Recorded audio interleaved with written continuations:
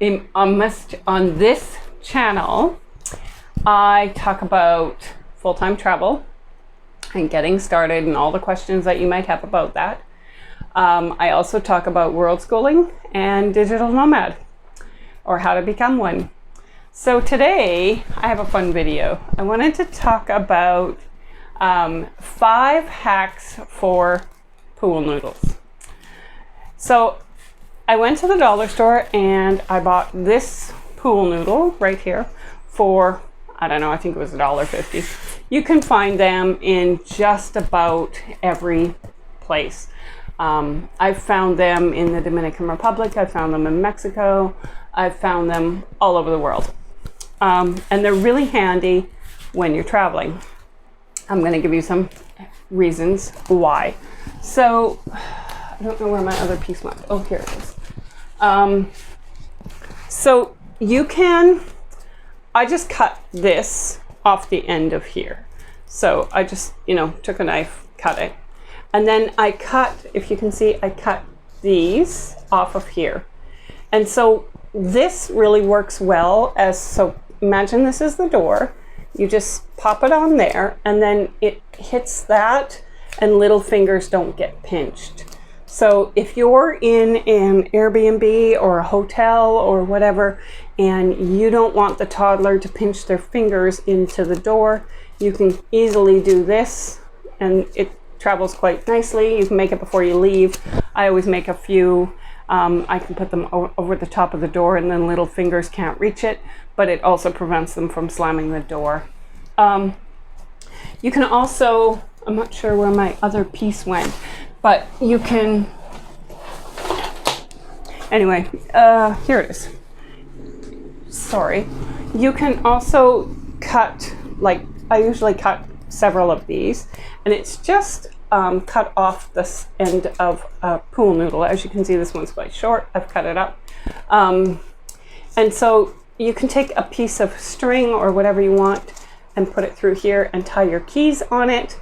And then when you're at the beach, if you end up losing your key, it'll just float and you won't lose your key. It's also good for if you're in,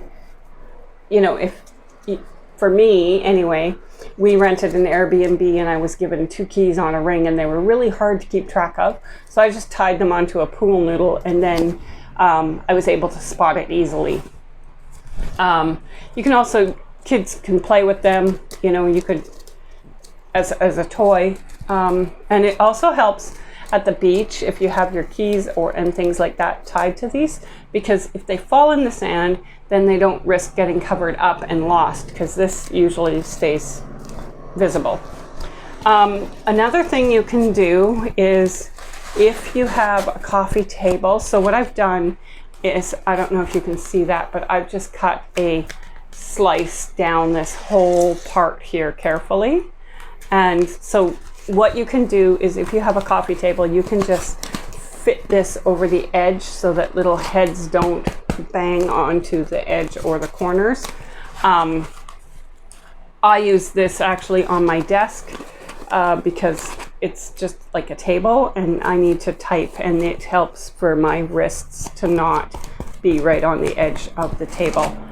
So that's another method that you can use. And then you can actually take a big pool noodle that has not been cut down.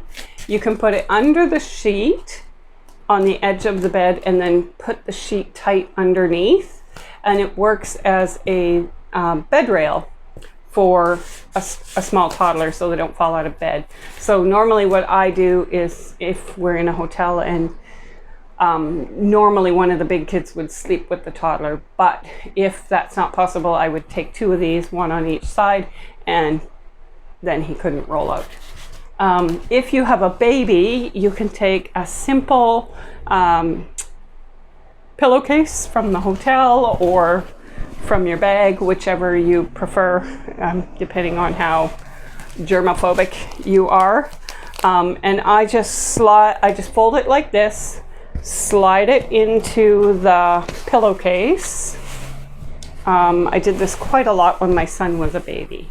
So you just slide it into the pillowcase like this, let it open up, you know, and then you can fold it down. My pillowcase is really long. I'm not sure why. I think it's for like a king size bed or something. Anyway, you can fold it down, and then so you can lay the baby in here, not on yourself, obviously, on the bed, and then they won't roll around. They won't be able to roll this way or that way or whatever.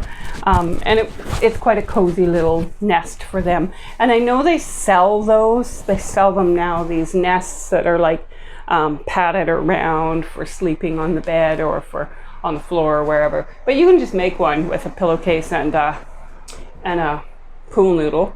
And the pool noodles, you can easily just throw this folded like this either into your suitcase, or you can just go without and then buy one or two when you get there. I mean, your kids won't complain that you spent $3 and bought a couple of pool noodles. They also work really well in the pool, obviously. But yeah, so that's my 5 things to do with pool noodle. I don't know if it was 5 or more or whatever. But it was just kind of a fun video on things that you can do while you're traveling with pool noodles. I hope you enjoyed it.